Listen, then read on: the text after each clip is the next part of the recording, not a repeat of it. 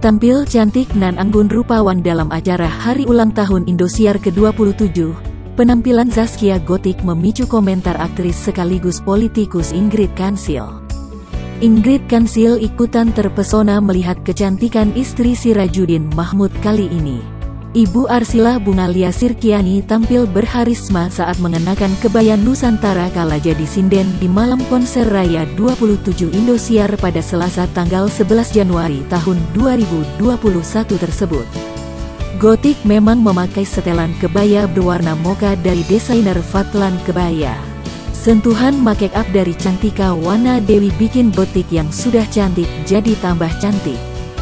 Semakin tampak sempurna dengan penataan rambutnya oleh Arusa Hair Stylist, pakaikan aksesoris mahkota dan kembang di kepala pedangdut asal Bekasi itu.